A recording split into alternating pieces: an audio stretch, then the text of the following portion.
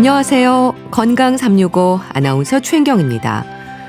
고혈압은 잘 관리돼야 하는 질환입니다. 다양한 약제들로 혈압을 조절하고요. 비교적 약에 잘 반응합니다. 하지만 일부에서는 약으로도 혈압이 잘 관리되지 않는 경우가 있는데요. 저항성 고혈압으로도 불리는 난치성 고혈압이 있는 거죠. 원인이 뭘까요?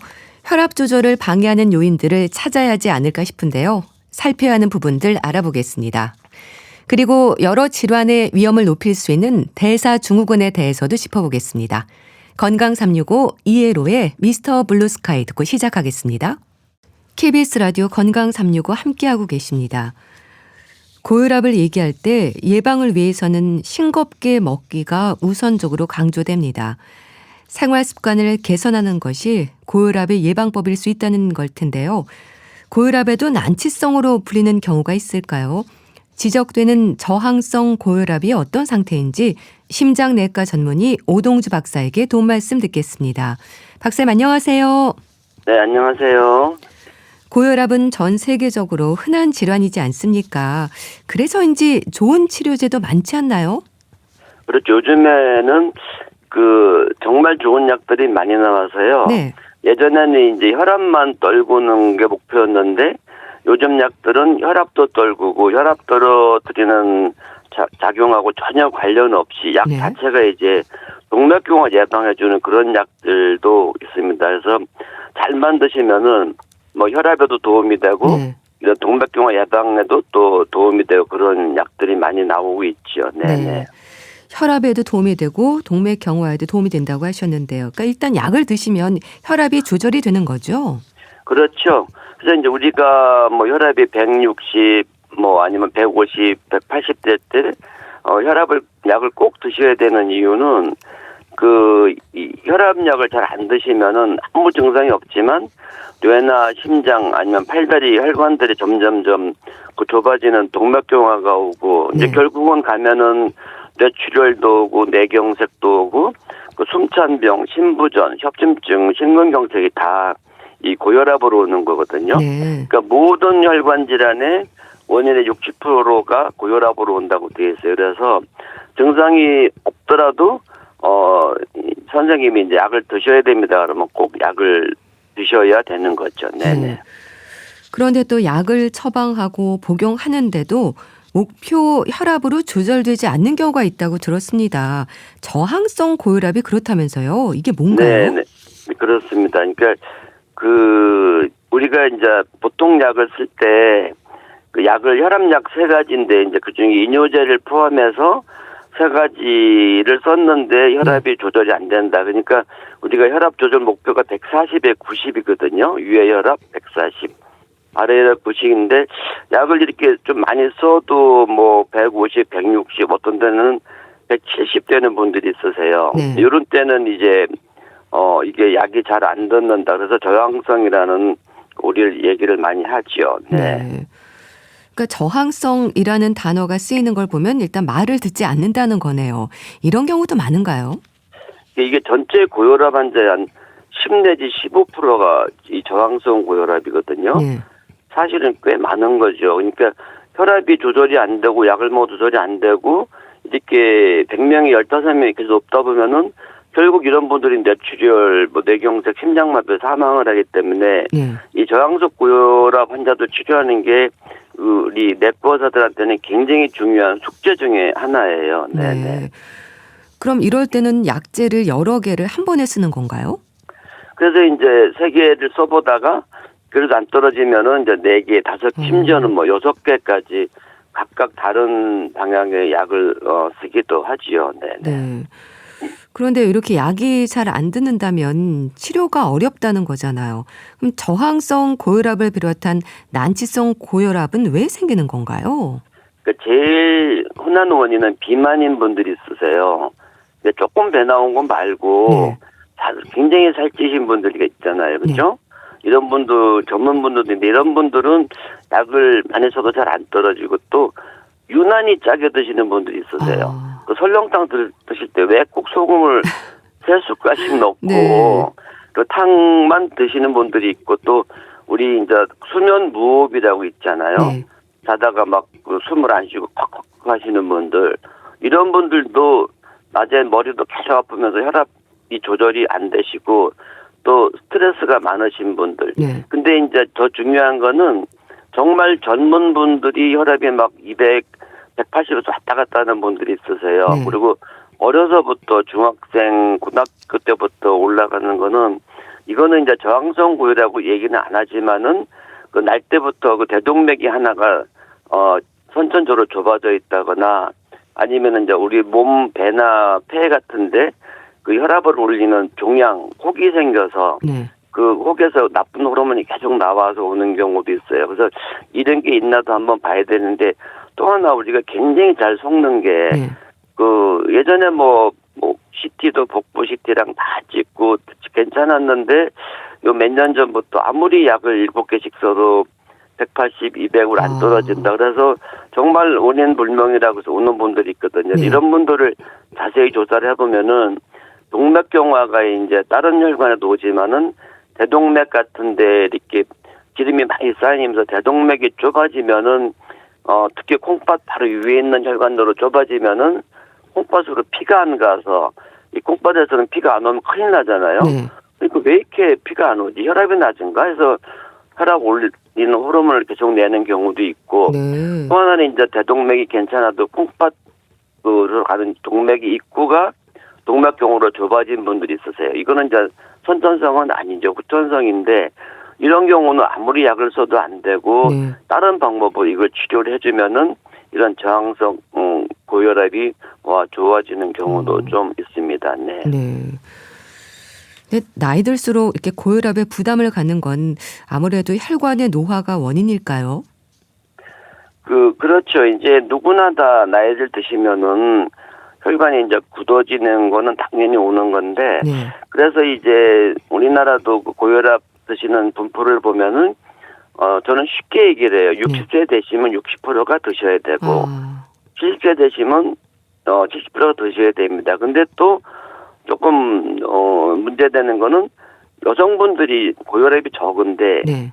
70세가 또 넘으면 여성분들이 훨씬 많으세요. 네. 그래서 이제 그 약을 드세요 그러면 막 아유 나는 이제 뭐 다 끝났나 보다 한숨을 쉬시는데 아이고, 예. 그냥 우리 나이 먹으면은 안경 쓰고 돋보기 쓰듯이 그 머리 하얘지듯이 그냥 혈압 올라가니까 편안하게 그냥 거기 보약이라고 생각하고 드시라고 해서 드시는 분들도 있는데 네. 그걸 안 드시다가 이제 자꾸 쓰러지고 그러죠. 그리고 이제 나이 드실수록 당뇨도 좀 많이 생기죠. 그죠? 네. 그리고 이제 콜레스테롤 올라가니까 여러 원인으로 혈관이 굳어지면서 혈압이 점점 올라가고 그런 거는 있습니다. 네. 네. 그러니까 나이 들수록 또 그렇게 다른 만성 질환을 앓고 있는 분들이 많으신데요. 이런 부분도 영향이 있을까요? 아무래도 복용하는 약들이 여러 가지일 텐데 이렇게 혈압 조절이 어려운 것들 이런 게 이유가 있을까요? 이게 굉장히 중요한 건데요. 네. 그래서 이제 약을 고혈압 약을 옛날에는 2개 쓰셨는데 3개, 4개 올려도 혈압이 160, 170이다. 왜 40 이하로 안 떨어진다 할 때는 반드시 본인이 드시는 약을 선생님한테 말씀드리고 의사 네. 선생님들도 이걸 추적해야 되는데 제일 많이 혈압을 올리는 약이 그 스테로이드라는 호르몬이 있으세요. 네. 이거는 이제 관절 아프거나 그럴 때 또 많이 쓰시고 류마티스 때도 쓰시고 그냥 관절염 때도 쓰시고 하는데 또 병원 가서 주사를 정기적으로 맞는 분들이 있거든요. 네. 이 약이 일종의 이제 그 우리 응급 호르몬이에요. 네. 몸이 위기에 처했을 때 이 스트레스 호르몬이 쫙 나와서 몸을 보호해주는 건데 네. 통증은 가라앉지만은 이게 이제 그 소변량을 줄이면서 혈압을 올리는 작용이 굉장히 큽니다. 그래서 저도 이렇게 그 혈압이 조절이 잘 안 되는 분들은 꼭 물어보세요. 네. 어디 약 드시는 거 있는지인데 그리고 이제 이런 약을 오래 드시면은 얼굴이 부어요. 약 때문에. 그래서 이런 분은 이제 딱 얼굴만 봐도 금방 알 수 있죠. 그래서 이런 약을 드시나 확인해보고 두 번째로 굉장히 많은 약이 이것도 정형외과 관절이랑 관련된 게인데 네. 우리 진통 소염제 있잖아요. 그렇죠? 네. 근데 그 일반 타이레놀 같은 거는 이런 작용이 없는데 이 관절에 쓰는 약은 이 약 자체도 소변으로 가는 혈류를 떨어뜨려요. 아. 그래서 소변에서 피가 안 오네? 큰일 났네. 혈압을 올려야 되겠네 가지고 혈압약을 아무리 드셔도 혈압이 안 떨어지거든요. 네. 되게 이제 연세를 드시면 퇴행성 관절염이니 여러 관절염으로 이 약 드시는 분들이 굉장히 많으시고 네. 사실 이런 두 가지 약, 특히 두 번째 소염제 때문에 저항성 고혈압으로 가는 분이 많습니다. 그래서 본인이 이런 약을 드실 때는 선생님 제가 이런 약을 먹고 있는데 혹시 제 혈압이 이런 거랑 영향이 없을까 해갖고 말씀드려서 네. 그런 약을 조절하시는 게 좋고 그다음에는 그 어떤 면역 질환이 있어서 쓰시는 면역 억제제도 혈압을 많이 올립니다. 아. 그다음에 이제 우리 코 자꾸 콧물 나오고 그런 코 붓는 분들 있잖아요. 네. 그래서 코에다 이제 스프레이 뿌리는데 그 스프레이의 성분이 코혈관을 수축시키는 건데 네. 이게 코혈관만 수축시키면 좋은데 이제 그 다른 혈관도 수축시키면은 혈압이 올라가세요. 그래서 이런 약을 감기 때 2, 3일 쓰는 건 좋은데 계속 몇 달씩 쓰는 분들은 또 혈압이 조절이 전혀 안 됩니다. 네. 그다음에 이제 우리가 체중 빼려고 식욕 억제제 쓰는 것도 이런 이 혈관 수축 약이랑 비슷해서 네. 혈압을 높이고 일부 여성들은 피임약 아. 그리고 이제 건강 보존 식품 중에서도 무슨 환약 같은 게 이렇게 혈압 올리는 게 있어서 해서 네. 이런 굉장히 많은 약들이 저항성 고혈압을 일으키기 때문에 본인도 알고 계시고 혈압약을 드시는 분은 선생님하고 한번 상의를 꼭 해보시는 게 좋습니다. 네. 네. 뭐 스테로이드, 관절에 쓰이는 진통 소염제, 면역 억제제, 뭐 코에 뿌리는 스프레이 성분, 식욕 억제제 등 여러 약들을 얘기해 주셨는데요. 그 약에 따라서는 혈압 조절을 방해하는 약물도 있는 거네요. 이럴 때는 의사에게 알려서 약을 바꾸기도 하겠어요? 반드시 그렇게 하셔야 돼요. 그러니까 이제 저항성 고혈압이라는 것이 그냥 150에 90 그 정도가 아니라 제가 보는 환자들은 170, 180에서 절대 안 떨어지세요. 그 혈압약을 용량을 올리고 종류를 5개, 6개를 올려도 안 떨어지고 본인은 이제 자꾸 머리가 무겁고 숨도 좀 차다 그러시거든요. 근데 약을 아무리 올리고도 안 떨어지니까 본인 환자분들은 점점 불안해지세요. 그렇군요. 근데 이제 이런 약을 드시는 분들은 꼭 얘기를 해 주셔야 되고 그래서 이 약만 조금 조정을 해도 네. 아주 혈압이 잘 떨어지고 약을 5개 드시는 분이 2, 3개로 줄이는 경우도 흔히 있습니다. 근데 약 드세요 그러면 좀 아무것도 안 먹어요. 이제 그렇게 네. 갖고 되게 사고가 생기고 혈압이 조절이 안 되고 늘 그러시죠. 네. 네. 그럼 저항성 고혈압에 대한 기준이 있을 텐데요. 어떤 상태인 건가요? 그래서 아까 말씀드렸지만 혈압약을 3개 이상 쓰고 100 위에 게 140. 네. 아래 혈압이 이제 90 이하로 안 떨어지는 경우인데 저항성 고혈압 있는 분들은 140이 아니라 대개 170, 180에서 왔다 갔다 하세요. 네. 그리고 본인 나름 굉장히 운동도 하고 그러는데 잘 조절이 안 되는 거죠. 하여튼 약을 여러 알을 혈압약을 드시는데 내가 130까지 안 떨어진다 할 때는 네. 선생님하고 긴밀히 상의를 하셔야 돼요. 이게 제가 저항성 고혈압이 아닌가 하고 한번 여쭤보시는 게 좋죠. 네. 그러니까 원인을 찾는 게 중요할 텐데 협진이 필요한 경우도 많겠어요. 그럼요. 그래서 이제 그런 약 같은 거 말고 네. 동맥경화 그러니까 동맥경화가 처음에는 괜찮다가 이제 나이가 50, 60 되시면서 아까 말씀드린 콩팥 혈관이라든지 대동맥이 올 때는 물론 이제 CT로 다 지금은 다 나오거든요. 네. 요때는 이제 시술을 하거나 수술을 하셔야 돼요. 요때는 이제 협진을 해가지고 이쪽 혈관 전문의랑 상의를 해야 되죠. 근데 이제 문제는 네. 이렇게 저항성 고혈압이 올 정도로 콩팥이나 대동맥에 동맥경화 있는 분들이 거기만 오는 게 아니라 대개 보면 심장이나 뇌혈관도 같이 와 있거든요. 그래서 저 같은 경우는 우리 신경과 선생님, 그다음에 저는 이제 심장 전문입니다만은 심장은 제가 보고 또 혈관외과 선생님들이 있으세요. 네. 그래서 상의를 해서 이게 다 의견을 맞춰가지고 이제 대개 혈관외과에서 수술도 하고 또 스텐트 시술을 하는 경우도 있고 그렇죠. 네. 네. 그런데요, 여전히 혈압약에 대한 오해도 많지 않나요? 혈압약을 오래 먹을수록 내성이 생기기 때문에 혈압약 복용 시작은 늦출수록 좋다. 이런 말을 여전히 하는데 어떨까요? 절대 그렇지 않습니다. 그렇군요. 요즘 이제 학설이 1, 2년 사이에 더 바뀌었는데요. 혈압이 있으시면은 1년이라도 빨리 드시는 게 좋다. 특히 가족 중에 고혈압이 있는 분이 있다. 그게 유전이라는 얘기죠. 그죠? 네. 부모님이 다 혈압이 있으시면 아무리 매일 헬스 가서 2시간 뛰고 살 빼고 해도 언젠가는 혈압약을 드셔야 돼요. 네. 그래서 혈압약을 늦게 드실수록 혈관은 빨리 동맥경화가 생기고 네. 그런 합병증은 많이 생기시죠. 그래서 네. 그리고 혈압약이 예전에는 부작용이 많았어요. 막 꿈도 많고 기운도 없고. 그런데 요즘 약들은 제가 처음에 말씀드렸지만은 네. 약 자체가 혈압하고 아무 관련 없이 동맥경화도 또 치료해주고 예방해주기 때문에 반드시 그 선생님 드시라 그러면은 주저 말고. 근데 이런 분일수록 네. 또 영양제는 막 한 10개씩 6개씩 드세요. 네. 지금 영양제 우리 막 이렇게 홍보하는 거는요. 우리나라에서 좋은 약은 병원에 다 의료보험이 돼서요. 네. 그 병원에 그 처방전에 컴퓨터에 있는 약들은 하나도 없거든요. 네. 그런 거는 6개씩 드시면서 혈압약 조금만 거 하나를 드시라면 안 드세요. 그래서 네. 모든 약을 다 중지하더라도 혈압약은 드시라면 꼭 드셔야 됩니다. 네. 네. 혈압약 너무 걱정하지 마시고 상담하에 꼭 챙겨 드시면 좋을 것 같고요. 그럼 또 심혈관 질환은 물론 당뇨병 가족력이 있는 분들은 예방 차원에서 미리 혈압약을 먹는 게 좋다는 건 어떨까요? 혈압이 정상인 상태임에도 미리 먹어도 되는 건가요? 아니요. 절대 그러시면 안 되고요. 그렇군요. 그러니까 혈압이 정상인 분이 혈압약을 드시면 혈압이 너무 떨어져 쓰러져 갖고 응급실로 오세요.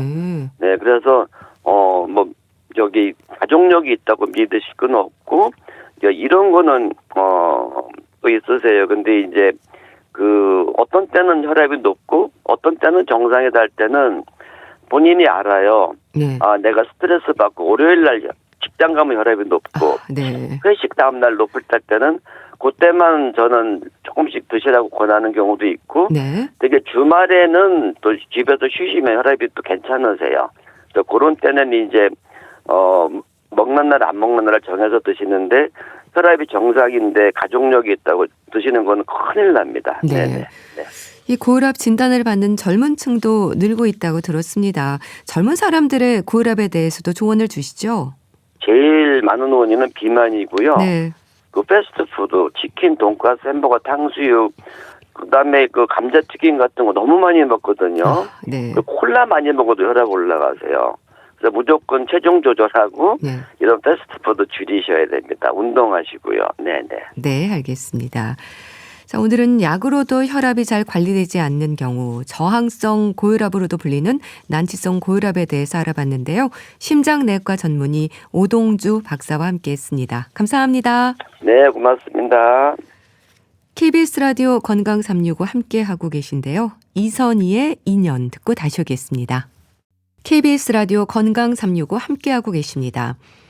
우리 몸의 대사에 이상이 생기면 전신 건강의 위험으로 이어질 수 있다는 거 아실 겁니다.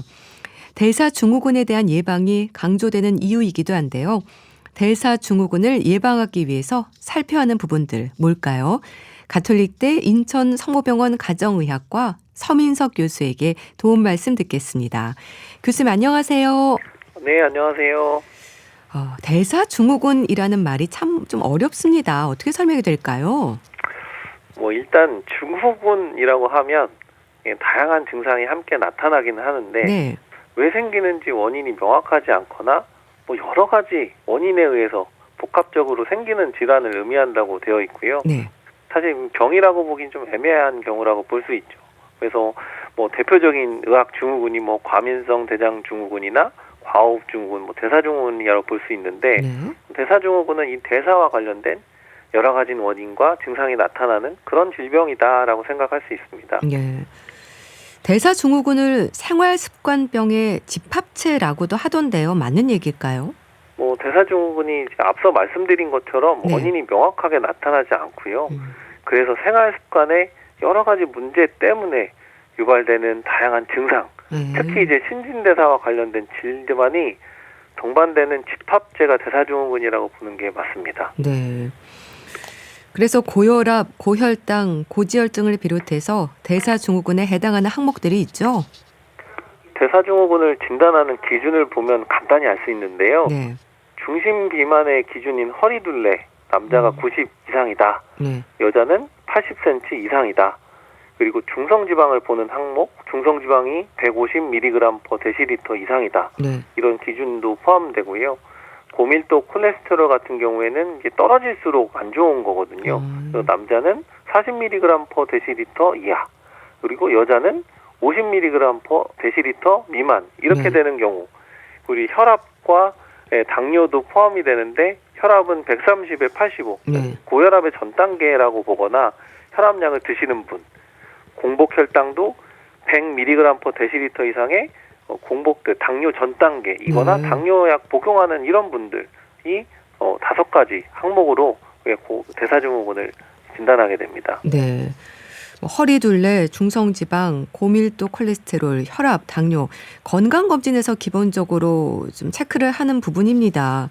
그래서 건강검진에서 대사증후군의 위험에 대한 소견을 확인을 할 수가 있는데요. 아무래도 만성 질환들이 많아서 개선이 쉽지 않은 것도 사실이지 않나요? 건강검진이 워낙 만성질환 여부를 확인하기 위한 검사들이긴 하잖아요. 네.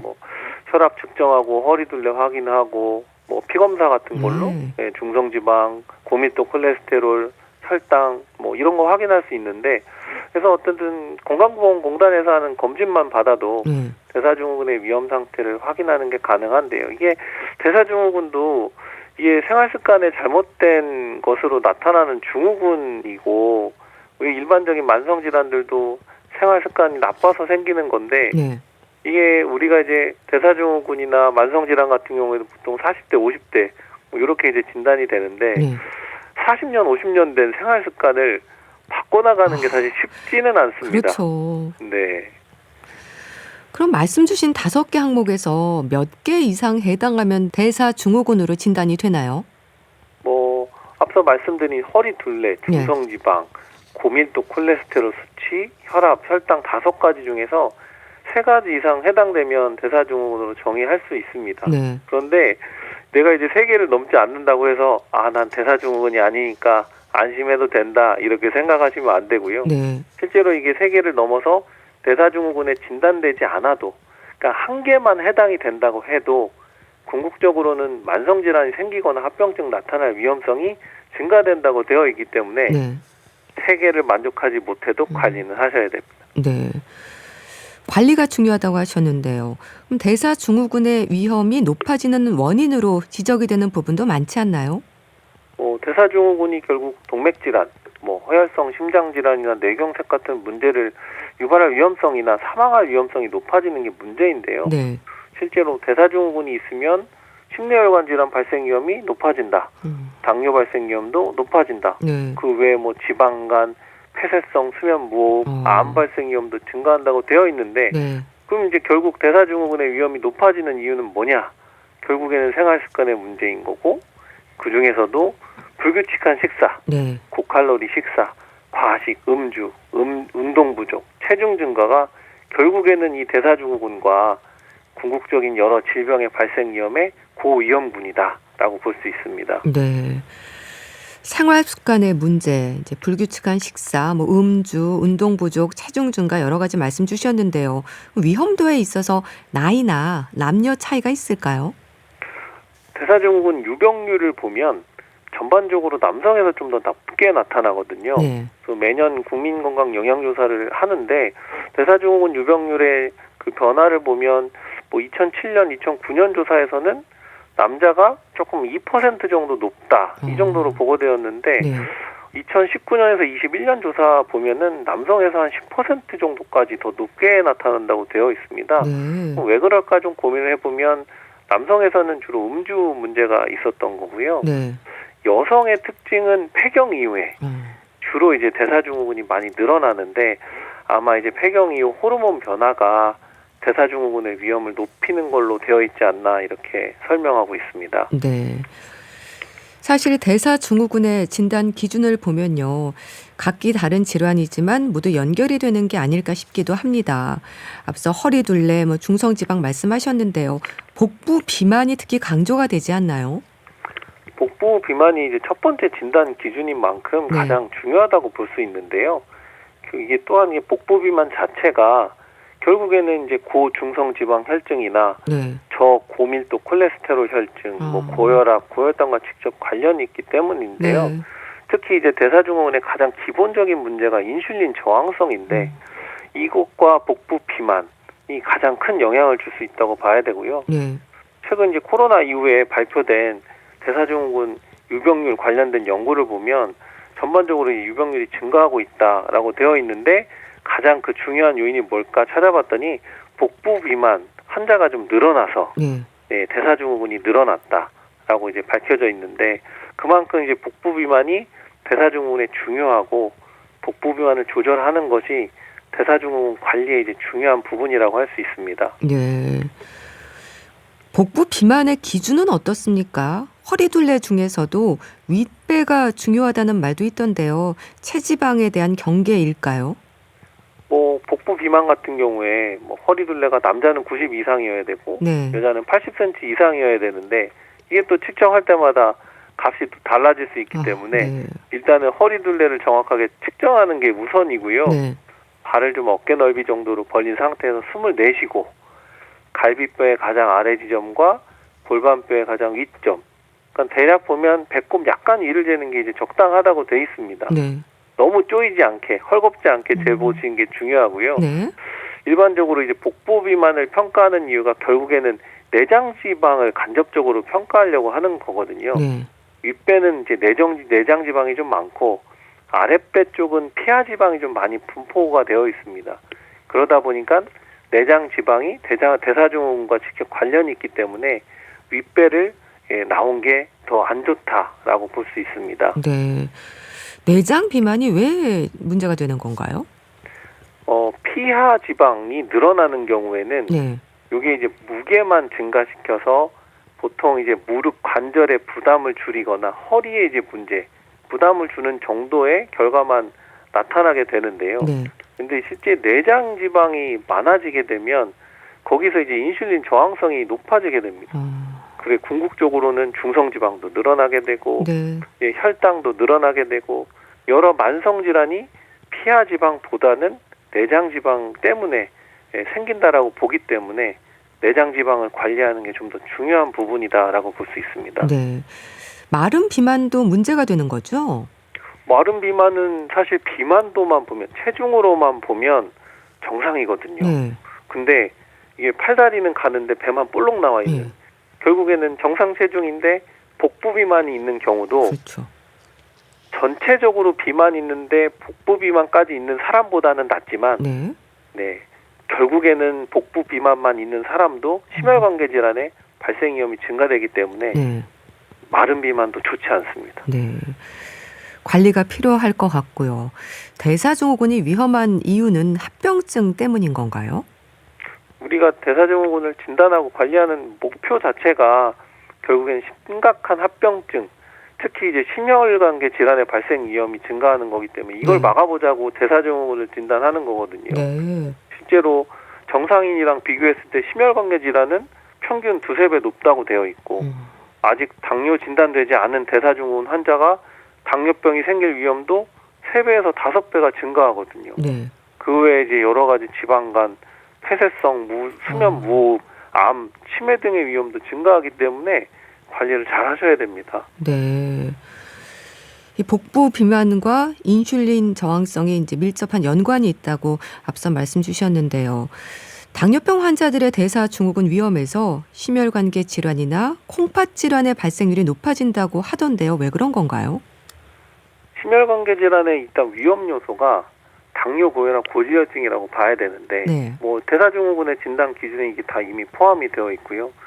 대사증후군의 기준을 보면 공복 혈당이 정상보다 높은 100 이상으로 되어 있고 이게 당뇨 전 단계거든요.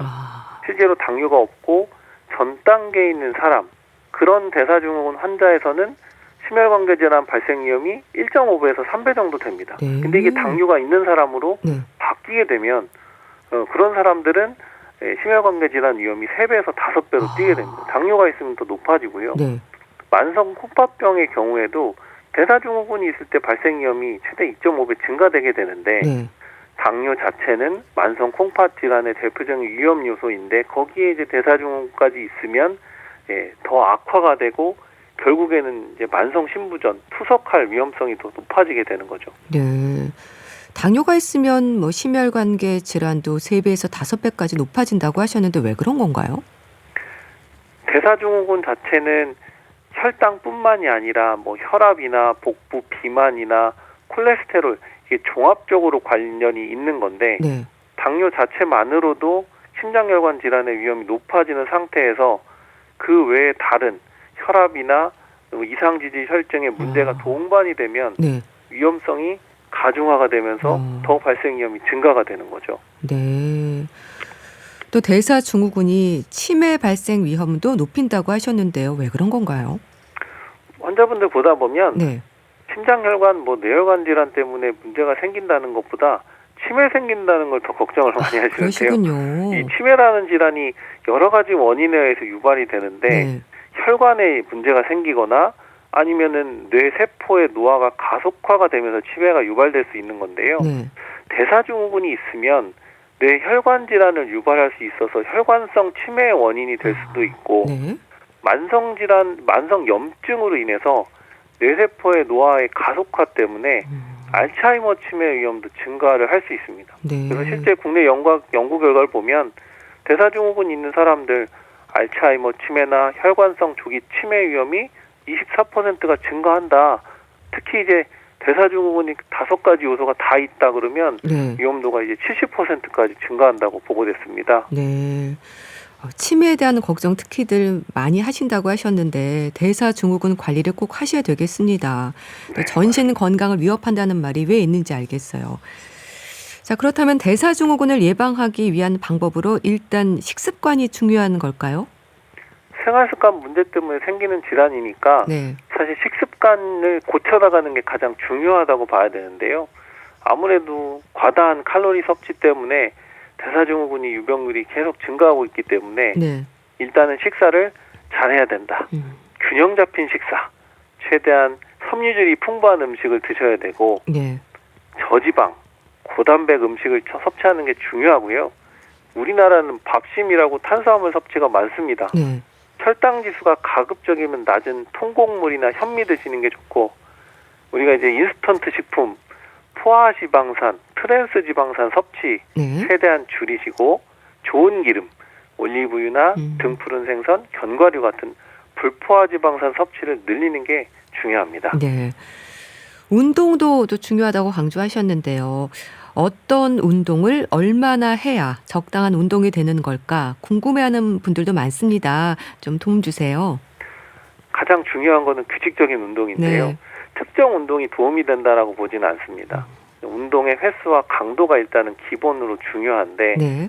일주일에 3번에서 5번 정도의 유산소 운동 그리고 주 2회 정도 근력 운동을 하는 것이 기본이라고 이해를 하시면 되고요. 네. 대략적으로 어느 정도의 강도냐면 빠른 걸음으로 30분 정도 걷거나 자전거를 탄다. 운동 후에 이제 약간 숨이 차고 땀이 좀 난다. 이런 정도의 운동이면 네. 적당 운동량으로 볼 수 있고요. 만약에 이거를 달리기를 하거나 고강도 운동을 한다면 하루에 한 15분에서 20분 정도 하시면 된다고 보시면 되고 네. 사실 운동의 종류를 되게 궁금해 하시는데 네. 내가 규칙적으로 재밌게 하려면 네. 결국에는 내가 재밌어서 꾸준히 할 수 있는 그런 운동을 찾으시는 게 중요합니다. 그렇겠네요. 네네. 균형 잡힌 식사와 규칙적인 유산소, 근력 운동 이제 강조를 해주셨고요. 흡연, 금연 이제 중요하다고 얘기하는데 이거는 어떤 연관이 있을까요? 담배는 백해무익이란 말이 네. 있는 것처럼 우리가 이제 대사증후군이 결국 혈관 질환 그리고 암, 치매 등의 무서운 합병증을 예방하기 위해 관리가 필요하다고 말씀을 드렸는데 네. 담배는 이 모든 합병증을 유발하는 1위 위험 요소입니다. 이런 말씀 제가 드려도 될지 모르겠는데 네. 대사증후군 관리를 안 하신다고 해도 담배만 끊어도 더 효과적이다라고 볼 수 있는데요. 네. 반대로 생각해 보면 대사증후군 관리를 아무리 열심히 해도 네. 담배를 계속 피우면 아쉽지만 헛수고하는 거다라고 말씀드리고 싶을 그렇군요. 만큼 담배가 안 좋고요. 이게 합병증의 발생 측면에서도 흡연 자체가 좋진 않지만 네. 흡연 자체가 인슐린 저항성을 증가시켜서 결국에는 담배를 태우시는 분들이 대사증후군도 잘 생깁니다. 네. 그렇기 때문에 금연, 이거는 대사증후군의 발생 위험도 줄이고 심각한 합병증을 줄이는데도 굉장히 중요한 부분이라고 볼 수 있습니다. 네. 금연 꼭 하셔야 되겠습니다. 이건 어떨까요? 이제 앞서 대사증후군의 항목들, 허리둘레, 중성지방, 고밀도 콜레스테롤 수치, 혈압, 혈당 말씀 주셨는데요. 이런 항목들 중에서 해당하는 부분들 한 가지만 개선해도 위험도를 낮출 수 있다는 말도 합니다. 이건 어떨까요? 정확한 말씀이라고 볼 수 있는데요. 네. 대사증후군의 항목들이 많이 해당할수록 위험하거든요. 네. 반대로 그럼 항목이 줄어들면 줄어들수록 건강하다고 볼 수 있는 건데 우리가 이제 그 5가지 중에 한 가지만 개선을 해도 위험도가 낮춰질 수 있긴 한데 네. 중요한 거는 이 대사증후군의 위험 요소 한계를 낮추려면 결국에는 생활 습관을 바뀌어야 되는 거거든요. 그렇죠. 한계를 목표로 생활 습관을 바뀌어 나가면 네. 결국 나머지 4개의 위험 요소도 해결이 될 수 있다는 거죠. 네. 예를 들어 혈압을 낮추려고 식사 조절하고 운동을 했더니 당연히 뱃살도 줄고 혈당이나 중성지방도 떨어지고 좋은 콜레스테롤이 올라간다. 그러니 이제 대사증후군이 있다면 한 개만 좋게 해보자는 목표로 시작을 하면 모두 다 좋아질 수 있습니다. 네. 생활 습관을 좀 바꾸려는 노력들이 필요하겠네요. 네. 또 대사증후군의 예방은 이제 고혈압, 고지혈증과 같은 앓고 있는 질환들에 대한 원인 치료가 시작이 되지 않을까 싶은데 어떻습니까?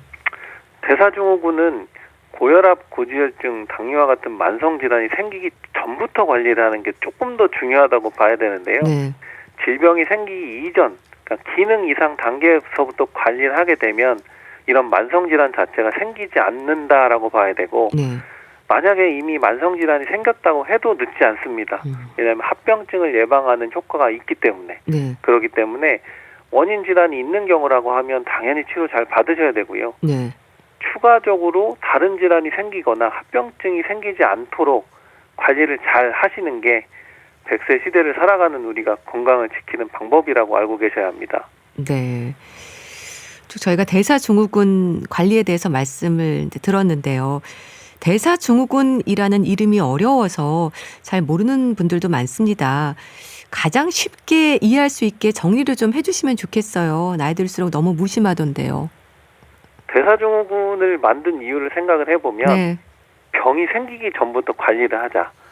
그러니까 우리가 고혈압이나 당뇨나 고지혈증, 이상지질혈증이 생기기 이전에 그 전 단계부터 이런 이상이 있으니 관리를 하자라고 만든 새로운 진단명이라고 보시면 될 것 같습니다. 네. 그러니까 아직은 내가 건강 상태 이상이 있는 건 아닌데 조금 더 빨리, 조금 더 적극적으로 관리를 하면 앞으로 더 건강하게 살 수 있다. 그래서 대사질환을 막을 수 있다라고 그런 질병을 만들었다라고 이해하시면 좋을 것 같습니다. 네. 그럼 대사증후군이라는 진단을 받으면 좀 경고를 받았다고 생각하고 관리를 시작을 하셔야 되는 거네요. 맞습니다. 예전에는 사실 혈압이나 당뇨나 이상지질혈증에 진단 기준이 미치지 못하는 전 단계의 경우는 우리가 특별히 이제 말씀을 드릴 게 없었거든요. 네. 근데 이제 이런 대사증후군이라는 질병이 생기다 보니까 이런 여러 가지 그 이상 단계 이전부터 이거는 이제 위험한 거다라고 일종의 경고 신호를 줄 수 있는 거죠. 생활 습관을 미리 바꿔야 된다. 네. 아니면 나중에 위험해진다라고 네. 우리가 설명을 할 수 있는 좋은 진단명이라고 볼 수 있습니다. 네. 자, 그렇다면 건강검진에서 확인을 좀 잘 해야 하는 수치들도 짚어주시죠. 우리가 이제 기본적으로 검사를 하게 되면 혈압이 높거나 아니면 혈당이 높거나 혹여 이제 간 수치가 높거나 이상지질혈증 수치가 이상이 있으면 네. 건강검진 결과지에 이상이 있으니 진료를 받거나 약물 치료를 하거나 생활습관 조절을 하거나 이런 이제 코멘트들이 있거든요. 네. 거기에서 이제 추가적으로 요즘에 보면 심내혈관 질환의 위험도라는 게 평가지가 또 나옵니다. 네. 그래서 이런 여러 가지 진단명, 이 이상 소견을 가지고서 당신의 동년배와 비교했을 때 네. 심내혈관 질환이 발생할 위험이 얼마나 상대적으로 높으냐, 낮으냐 이런 부분들도 나와 있거든요. 사실 우리가 건강검진 결과를 보고 이게 높은지 낮은지 잘 모르실 때는 내가 심내혈관 질환의 위험도를 봐서 내가 동년배들보다 더 위험하대. 그러면 조금 더 관리를 해야 되겠구나. 뭐 어떻게 하면 이제 좋아질 수 있는지도 그쪽 아래에 이제 설명이 나와 있거든요. 뭐 운동을 더 열심히 하시면 좋겠다. 혈당 관리를 하시면 좋겠다. 이런 부분이 있으니까 그런 종합적인 설명지를 참고하셔서 건강 관리를 해보시는 것도 도움이 될 것 같습니다. 네, 알겠습니다. 자, 오늘은 대사증후군 예방과 관리에 대해서 말씀드렸는데요. 가톨릭대 인천 성모병원 가정의학과 서민석 교수와 함께했습니다. 말씀 감사합니다. 네, 감사합니다. 들국화의 걷고 보내드리면서 인사드릴게요. 건강365 아나운서 최인경이었습니다. 고맙습니다.